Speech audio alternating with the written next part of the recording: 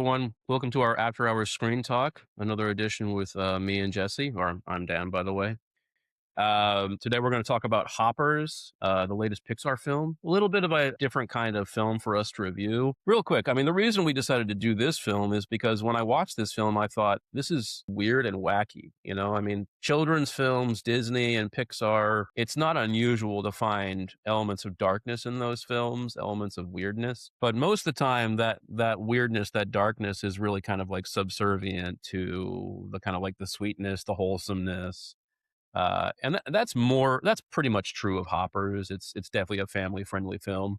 Well, when I was watching it, I was definitely aware that this is a film that has elements of science fiction and horror that are a little unusual for a film of this type. So I thought, just a tiny little tweak and this film would be, a science fiction horror film instead of a family film. This film is about a young girl, Mabel Tanaka. She is a budding activist who desperately wants to protect the local animal population from encroachment by, the city. But what Mabel figures out as a young college student is that her science teacher, Dr. Sam, or short for Samantha, she and her teaching assistants have come up with this completely wacky cutting edge program where they've developed animatronic animals that they can actually input their consciousness into. In the robotic bodies of these animals, they can go into the natural environment and pose as an actual animal. And then the apparent goal of this is to learn more about the animal environment in ways that they couldn't, of course, because if you're a human, you go in, you're going to change the environment just by being present, just by being there, right? So that's one of the basic dilemmas of being a scientist is like how do we examine the natural world without corrupting it with our presence. So this is the film's novel solution to that problem. The film is directed by Daniel Chong, and it was based on a story by Chong and Jesse Andrews. Jesse Andrews wrote the script. I want to mention them for a moment. Daniel Chong, other than Hoppers, he's known for being the creator of this television series, We Bear Bears. It's this, kind of softly satirical story of three brother bears who are trying to make it in human society. And if you've watched the series, you know that even though it's definitely for kids, kids can watch it. To me, it's really a series, an animated series for adults because it has that satirical edge and is raising real questions about um, current events. And one of the questions that Hoppers and that series raises is how are humans and animals going to coexist? What can this look like in our current period where human technology and the human population have grown to such an extent that it seems like our very presence, just every day, just doing what we do, is just inherently destructive. And because of the spread of the human population and human metropolises, we're living in closer and closer proximity to animals. Animals populations, their environments have been encroached upon, and so you see those YouTube videos and those videos on the internet of humans having encounters with bears in like really populated urban areas because there's no place for these animals to go. So it's a real world problem that both this film and then We Bear Bears is kind of approaching in a comical, satirical way.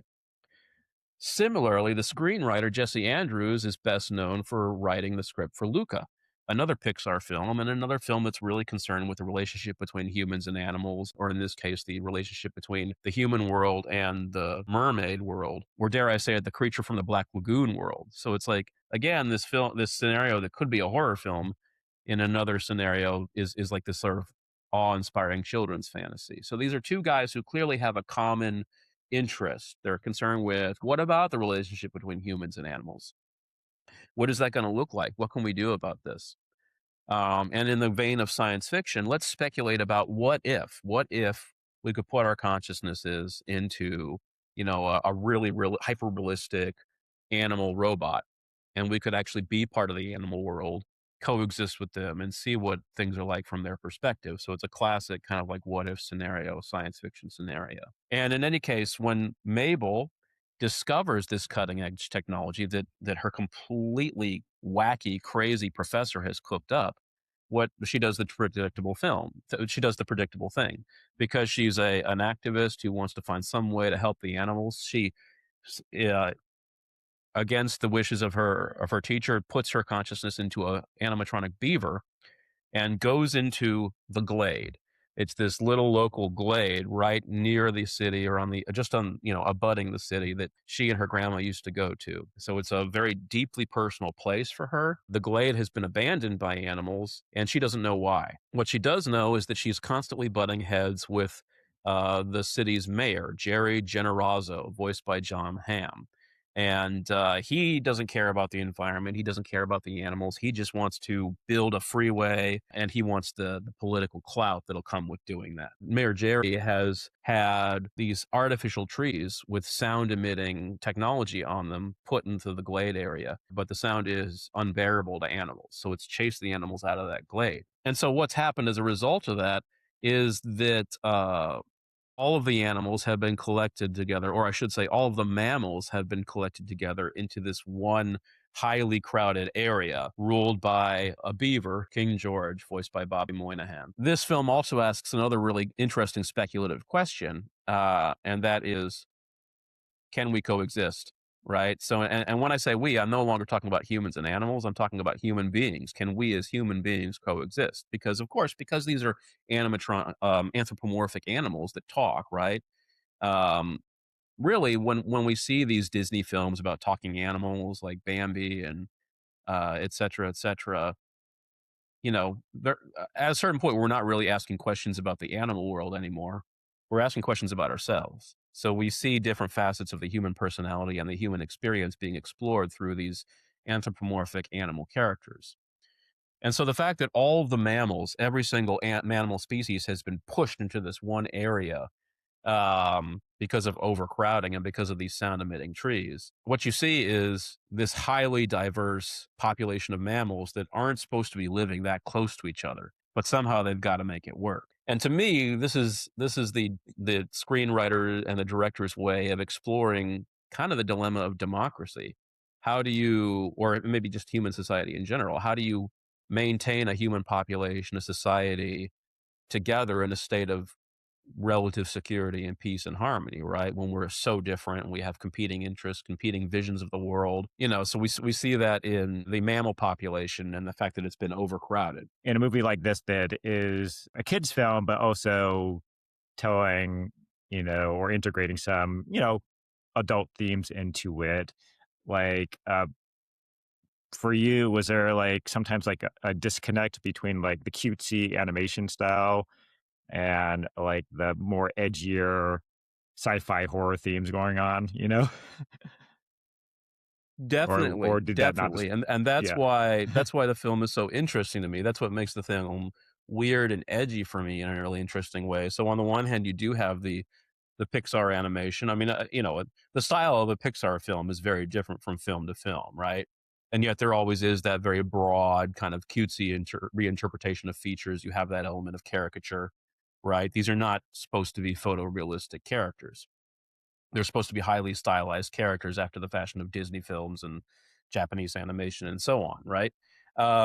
So you have that, but it is very kind of cutesy and very kind of like kid driven, right? The style is definitely recognizable as a kid movie style until we get to scenes like where Titus, the new king of the animal kingdom, inhabits the body of the robot Jerry, Mayor Jerry. And then you're like, this is really weird. This is like kind of scary. And Mm. so like especially like robot Jerry is just like legitimately weird and unsettling because he's not human, right? He's not only not human in the sense that he's a robot, but his consciousness is insect. It's a very strange result that we get in the film, that eventual turn in the plot where it turns out that Titus has this master plan to not only destroy humanity, but eventually we figure out even like destroy the other animal species. Um, Yeah, and and so the look on his use our face, technology. Yeah, yeah.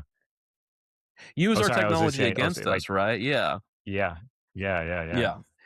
But also the yeah. fact That's that it's like interesting. it's like animatronic Jerry, robot Jerry, but then its facial features are animated by the insect spirit, and of course insect robot Jerry looks crazed and looks evil, right? He's got the ultimate kind of like villain, the goggle eyed expression and the maniacal grin.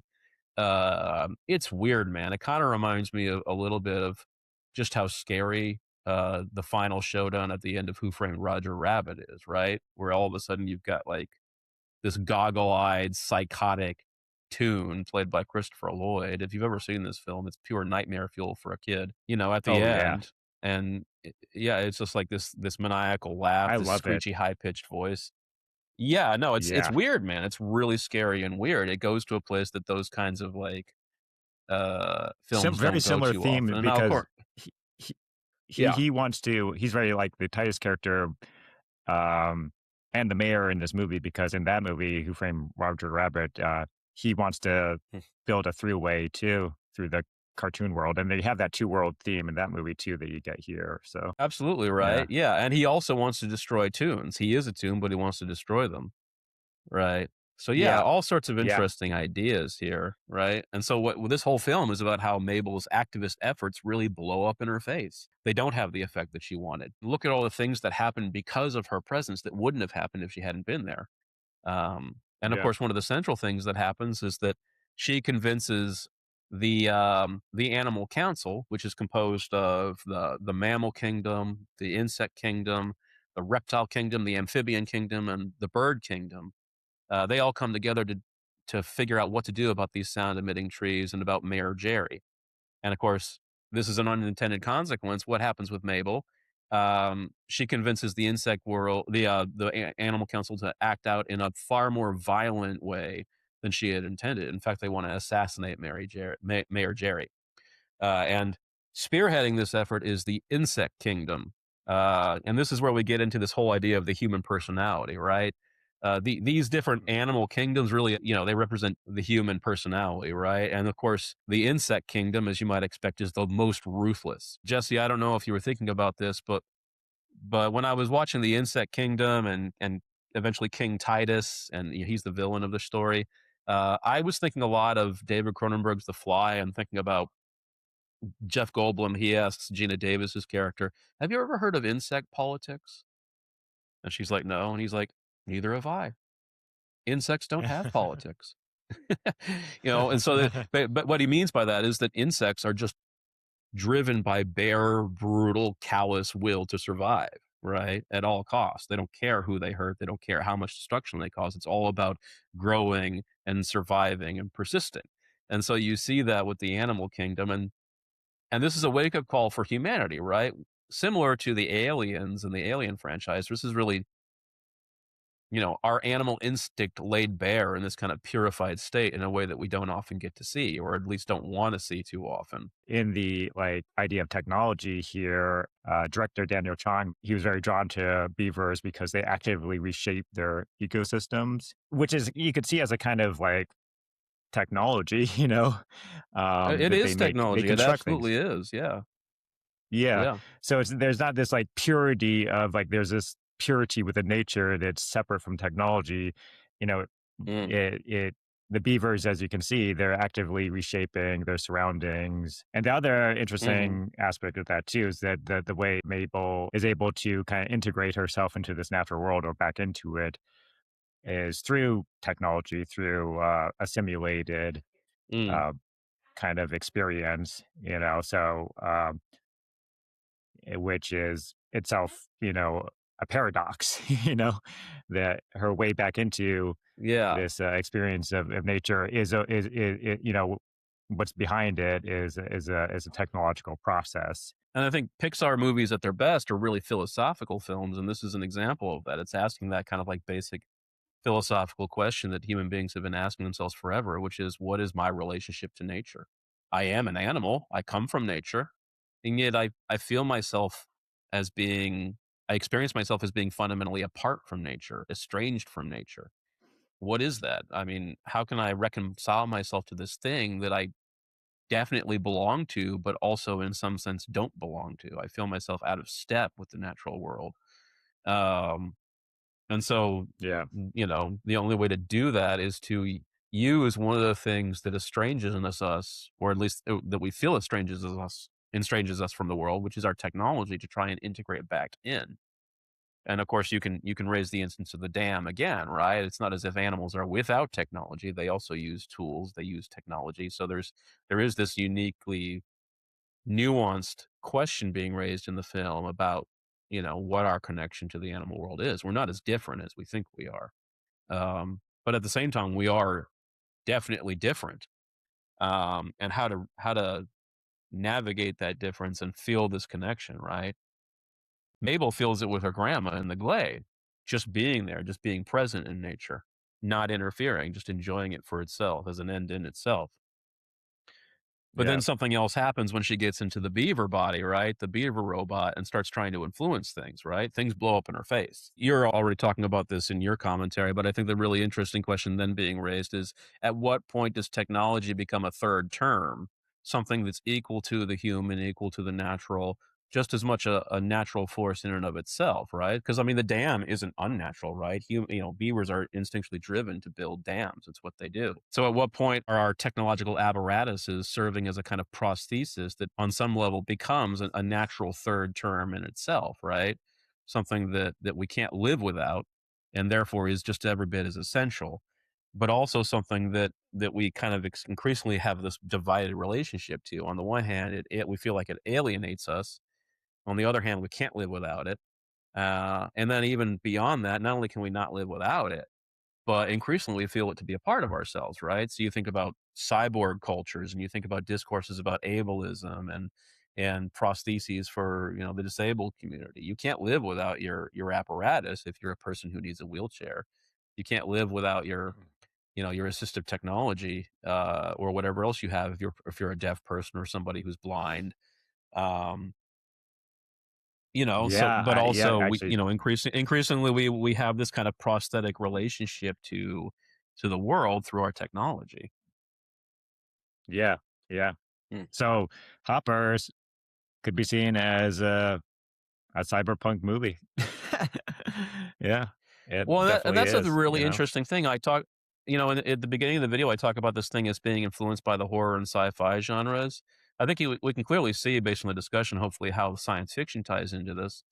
But I think the horror ties in through the trope of the mad scientist. Dr. Sam is a benevolent character, a benevolent scientist, but her creation is kind of a Frankenstein's monster creation in the sense that it has all these unintended consequences and causes all this destruction, even though she's not directly involved in it, right? It's Mabel's choices primarily. But then what happens because the technology exists, it's hijacked by the insect world. It nearly leads to the death of, the city, the human city.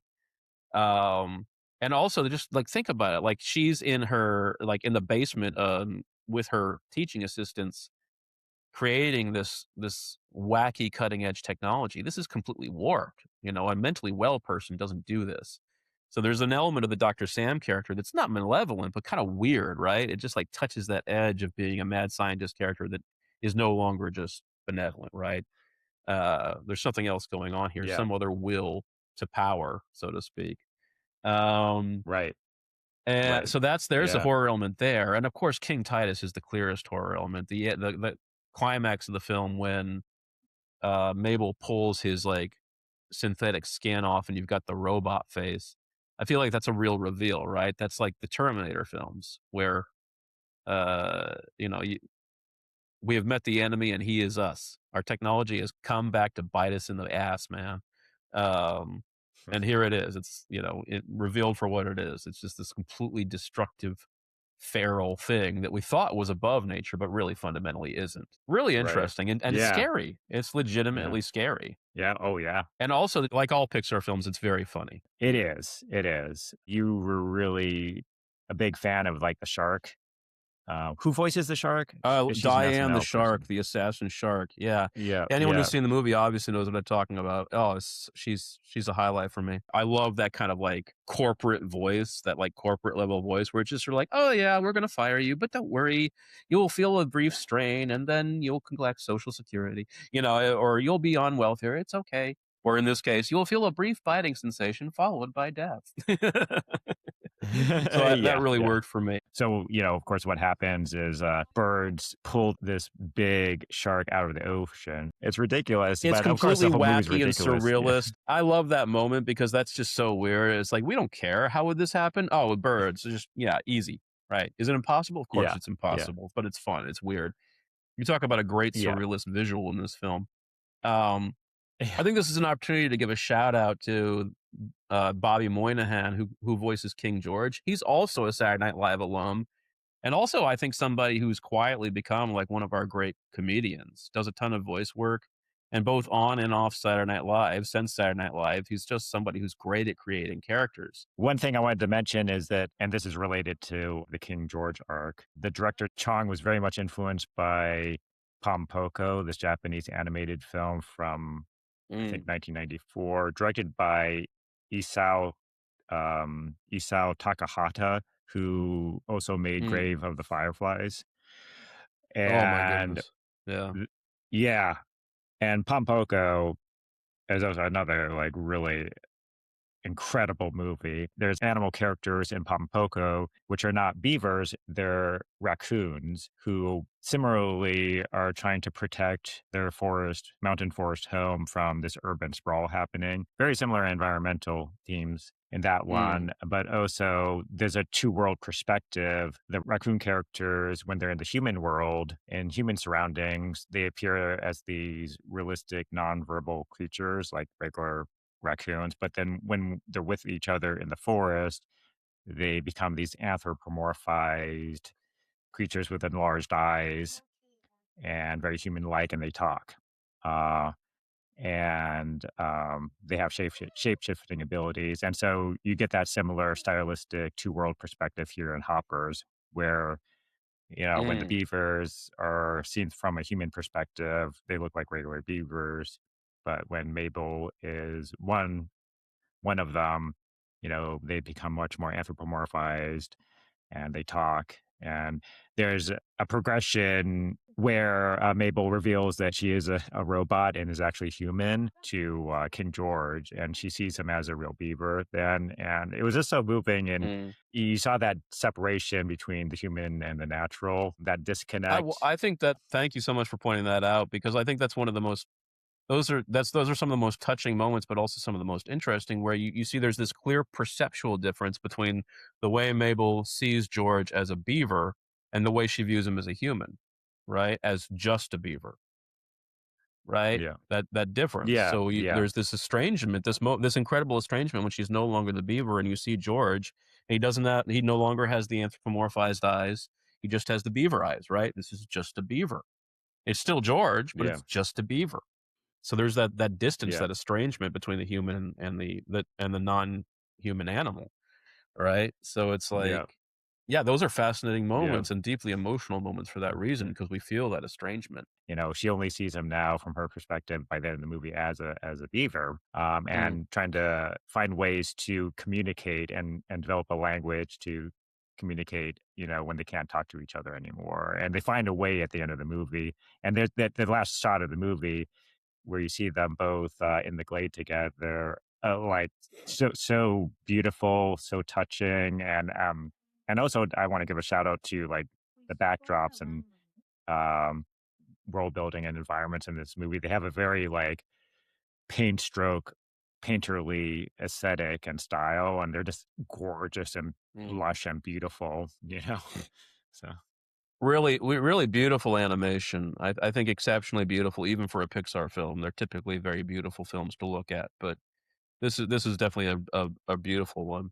I think it's really interesting the way that they're able to communicate at the end of the film, though, is again, technology has to navigate that relationship, provides that prosthetic element that we absolutely need to communicate with each other, right? Humans need yeah. technology to communicate with each other. Forget humans and animals, right? And so, yeah, it's funny Yeah, how the and smartphone comes into play again. Yeah, I mean, I generally really am fond of Pixar films, but I think this one's exceptional. Yeah, I'll give this one 5 stars. I think it's full of ideas. I think it's oh, funny. I think it's touching. Beautiful animation, and just a really interesting film that I feel like I can go back and watch again. And when it comes out and is streaming, my kids are gonna be watching it on a loop, so I better find something to like, really like about it, which is fortunate because I do. I really like the film. yeah, 5 yeah, stars. Yeah, what about you, yeah. Jess? I thought it was definitely one of the better Pixar films of the last couple years. Yeah, Mm, thoroughly enjoyed it. I love the animation aesthetic. Story is good. It's edgy. The themes are very profound and fascinating. I'll give this one 4 out of 5 stars. So, mm, mm. just because some of the humor Yeah, didn't of the work for 2 of me. us, So, of the 2 of us, I think you guys are seeing that I'm kind of easier on films than Jesse is. Jesse's a little bit more stringent about what a 5 star from Jesse is always gonna be mean more from than a 5 star from me. I'm a little easier. Well, So is that Jesse, true though? Because you're the like, Paul Hollywood. oh, okay, oh, the British. Oh, we're talking about British Bake Off now. Okay, yeah, yeah. Yeah, you're the Well, Paul Hollywood. it I'm more like, depends. Mary Yeah, Berry. Yeah. yeah, yeah. Well, hey, it depends on the film though. Like, if it's a film you like Sure. didn't like or didn't work for you or that you loathe, like, yeah, you'll go to town on it. You know. Oh, sure, So, yeah, but but generally speaking, if I like a film, it's generally easier to get 5 stars from me, like, I don't you know, yeah, s yeah, yeah, something has to yeah, be more than a yeah, nitpick for me, like, like, something has to really bother me, like, I get grumpy about, you know, digitally created animals in live action films, you know that, right? So it's like, yeah, that'll yeah. knock a half a star at least True. off a film for me. Yeah, yeah. All right, those are our thoughts on Hoppers. Please share your take in the comments below. Please like and subscribe, and we'll look forward to seeing you next time here.